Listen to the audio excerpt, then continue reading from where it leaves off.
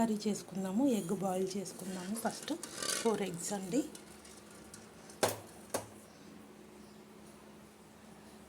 Boil అయ్యాక చూద్దాము. అది పీల్ చేసుకుందాము. ఆనియన్స్ తీసుకుందాము. ఒక నిమిషం.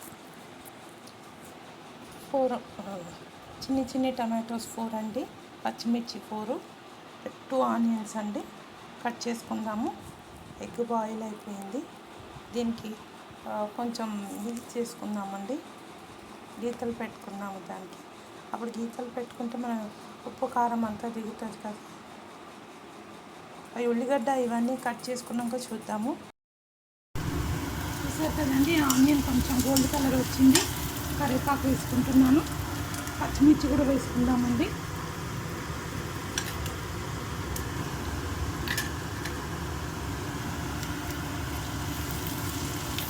కొంచెం పసుపు వేసుకుందాము.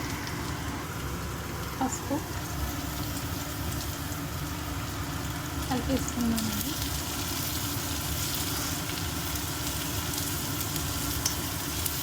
అల్లం వెల్లుల్లి పేస్ట్ వేసుకుందాము. ఇక్కడ తీసి పెట్టానండి.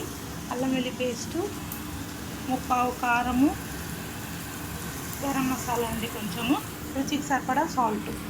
ఇప్పుడు అల్లం వెల్లుల్లి పేస్ట్ వేసుకుందాము. అల్లం వెల్లుల్లి పేస్ట్ 1/2 స్పూను. అల్లం వెల్లుల్లి పేస్ట్ కలిపేసుకుంటున్నామండి. టమాటోస్ వేసేసుకుందాము.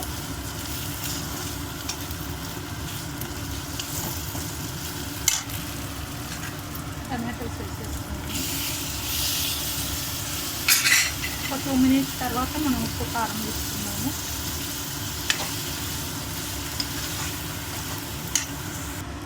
చూద్దామండి. ఆనియన్ టమాటో అంతా స్మాష్ అయిపోయింది కదా. ఇప్పుడు మనం ఉప్పు కారము అంతా వేసుకున్నామండి. కారం వేస్తున్నాను 1/2 స్పూను. కొద్దిగా గరం మసాలా అండి, చాలా కొద్దిగా. రుచికి సరిపడా సాల్ట్ వేసుకున్నాను. కలిపేసుకున్నాము. వాటర్ వేసుకున్నామండి కొంచెం.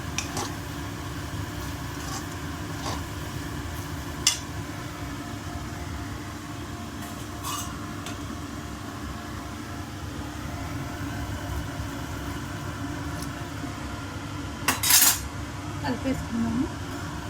మూత పెట్టుకుందామండి. ఒక 2 minutes తర్వాత మనం ఎగ్ వేసుకున్నాము. ఇందులో ఒక 2 minutes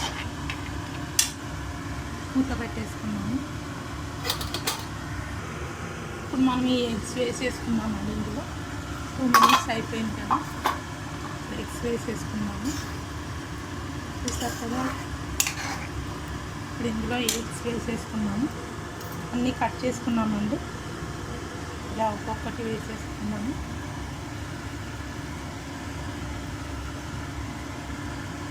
కలిపేసుకున్నాము.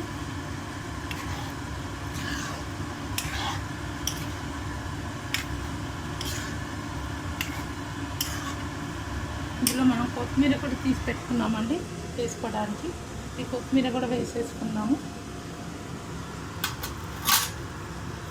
ఒక 2 minutes తర్వాత కొత్తిమీర వేసేసుకున్నాము. ఒక 2 minutes తర్వాత కొత్తిమీర వేసుకున్నాము. ఇప్పుడు మనం ఈ కొత్తిమీర వేసుకున్నామండి.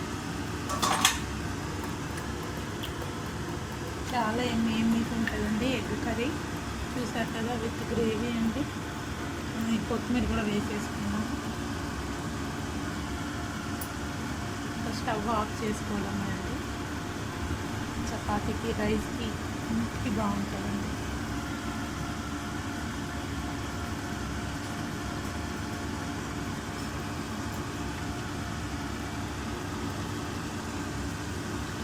ఒక 2 minutes మూసి పెట్టుకుందాం.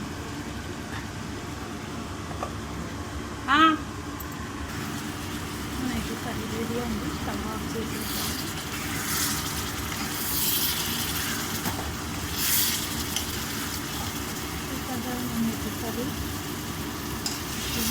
Egg curry ready. సర్వ్ చేసుకొని తినడం అండి. స్టవ్ ఆఫ్ చేసేద్దాము. మీరు కూడా ఇలానే వెరైటీ డిష్లు చేసి తిని ఎలా ఉందో చెప్పండి. Thank you.